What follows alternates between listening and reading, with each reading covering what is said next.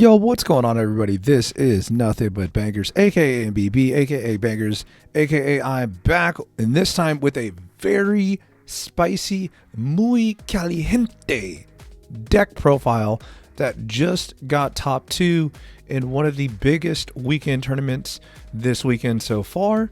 So I'm going to highlight the deck. I'm going to give you some ideas on how to play it, as well as give you some feedback on it, because I'm telling you, I think you're going to like it. So let's get to it.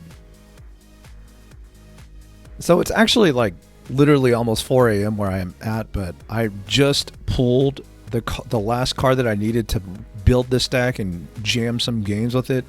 And to give you a little preface, basically this tournament was held by Pocket Legends League, which I do try to make content for them to go ahead and let you know about their tournaments, as well as some of the other platforms.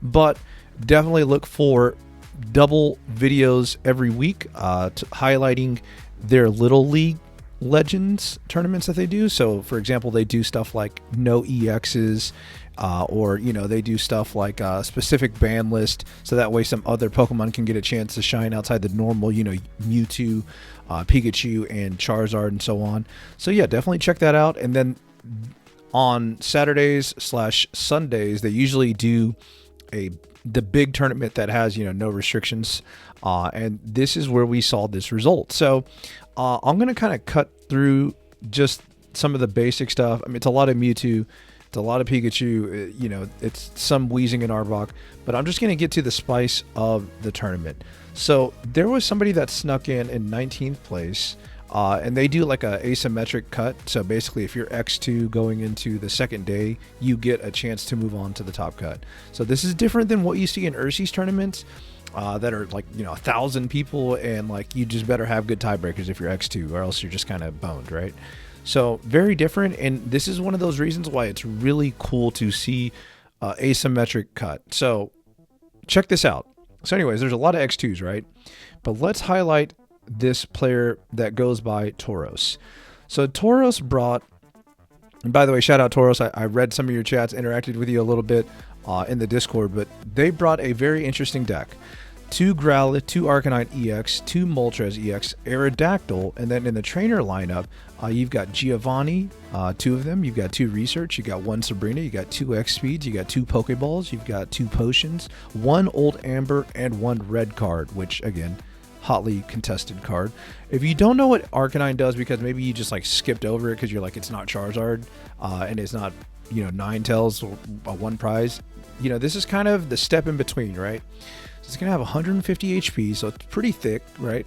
3 energy attack for 120, but it's gonna recoil, so it's gonna do 20 damage to itself. So like, the biggest thing that you're gonna want to notice about this card is it's gonna miss breakpoints against certain cards, right? It's going to miss breakpoints against all the legendary birds. That's a big deal, okay? So, you do kind of keep that in mind.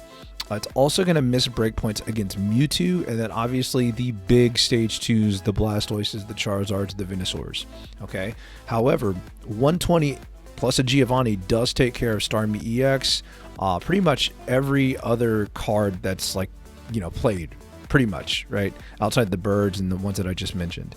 So, Arcanine EX is a little bit chunky, right? And it hits pretty hard. And then obviously what Moltres does, you flip a coin with the first attack, hopefully you get some ramp. But also Aerodactyl is very spicy here. And the reason why Aerodactyl is spicy is because it's kind of your get out of jail free card, right? Except it's not free, it's a coin flip. So what you're going to do sometimes with Aerodactyl is you're going to go up against like a Charizard deck, and they're going to send in their Charizard eventually. And it's probably going to knock out like your Moltres is what you'd imagine is going to happen. And so you have a chance to win the game still by flipping heads with this Aerodactyl. So it's kind of like your punch glass in case of emergency card, right? But you're not going to get a lot of mileage out of it. It's basically just kind of like a flex card. That's the one cool thing I'd point out about it, okay? But there's going to be some matchups, Articuno 18 trainer, you might be able to land an Articuno back into the deck and donk them, right, with Aerodactyl, which is another big reason why Aerodactyl is seeing play in some of those 18 trainer decks with Articuno. But again, big shout out to Tauros, really cool deck, and this is what they played. So let's talk about the matchups that they played throughout the day. So you're going to notice a lot of Pikachu. they didn't lose a single game to a Pikachu deck. And that's one of the best matchups with this deck, okay? It's going to be because Pikachu gets one shot by Arcanine, and then they have to claw back and like find a way to quickly KO the Arcanine, or it's just going to run through their squad, right? Because as soon as you knock out one Pikachu EX, pretty much, I almost said Guzma, but pretty much Sabrina is going to be able to wrap up the game unless they have two legendary birds, one on the bench and then one that they switch in to just continuously stall, right?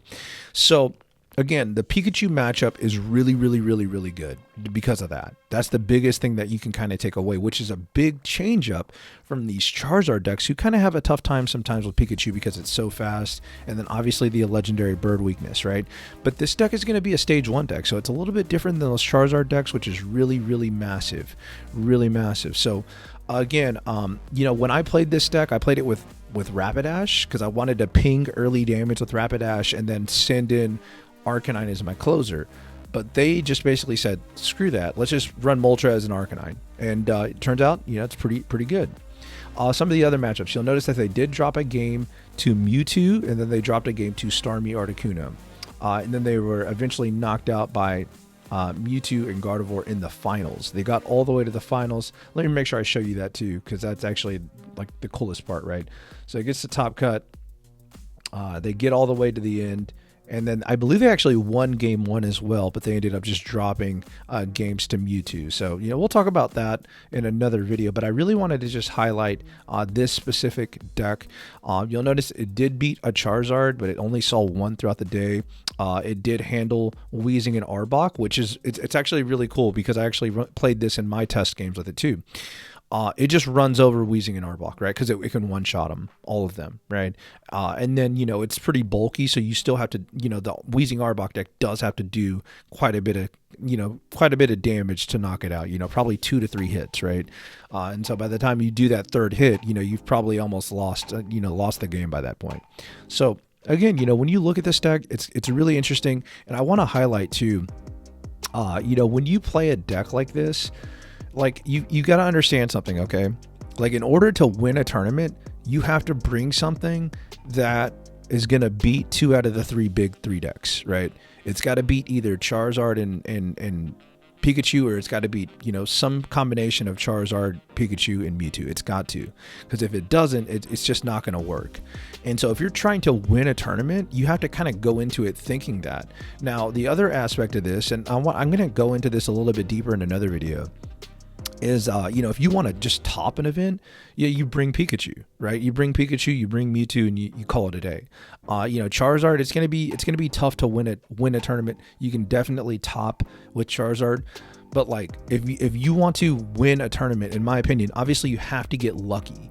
And on top of getting lucky, you have to have pretty solid, matchups with all the big 3 decks, or at least 2 out of the 3. And so, like, I tried to play, Venusaur, for example, in one of the tournaments this weekend. And, like, I'm literally 2 coin flips away from being, X and O. I go X and 2, and I end up saying, all right, I'm just going to call it a day there, and, I've got to go do some other stuff in my life. But, I think if you're going to win a tournament, you just have to say, hey, if I'm playing Pikachu, I'm probably going to lose at least 1 mirror, right? And on top of that, there's a chance that the Mewtwo matchup is like a 50-50, okay? If I play Mewtwo, well, I better have some spicy tech because, for one, I'm going to probably lose to Charizard at least 1 time throughout the day, right? And then I'm going to have to win all those 50-50s with Pikachu, right?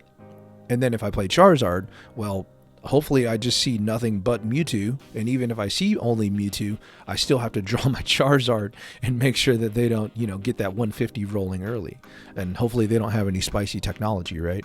So again, like, I just think if you're gonna win a tournament, a lot of the time, like, unless you just get like super hot, and you just go on a roll, a lot of the time you're going to need to bring something that is a little bit different than is normal. Now, obviously, you can look at the results of tournaments and say, MBB, Pikachu, and Mewtwo have been winning everything. And, like, you're right? I think Ursi won with Starmie Articuno.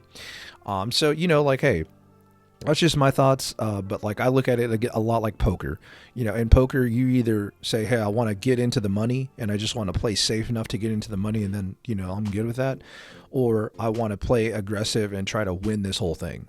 And like, that's what I mean when I use this analogy. You know, I want to bring a deck that has an opportunity to win the whole thing, because either the matchups are 50-50s and like, hey, I can get some coin flips and get hot at the right time, or I'm just bringing something, you know, that's really spicy that people really haven't seen, but it still deals with two out of the top 3 decks. You know, it's got to beat Pikachu. If your deck doesn't beat Pikachu, like, you're in trouble, right? But again, really cool deck. Tauros, shout out to you. I hope that more people take a chance on Arcanine, because it's really cool to see a new deck like this. And again, like, the deck, it plays really solid, man. You know, instead of praying that you get Charmeleon Charizard, you just pray that you see Arcanine. You know what I mean? Like, that's the biggest drawback with this deck, is like, hey, you're gonna have games where you just brick and don't find Charizard, or excuse me, you don't find Arcanine, and literally Moltres is just sitting there like pinging for 70, not just doing enough. But you know, that's just gonna happen. You're not always gonna draw ideals, so definitely worth giving a shot. And again, shout out to Tauros. Thank you to the Pocket Legends League for hosting these tournaments, and I hope that you stay tuned for some of the videos that are popping up next, and take a chance and watch those. Thanks for letting me be background noise, or maybe you thought this deck was really cool and it gives you another idea. But until next time, I'll catch you later. Peace.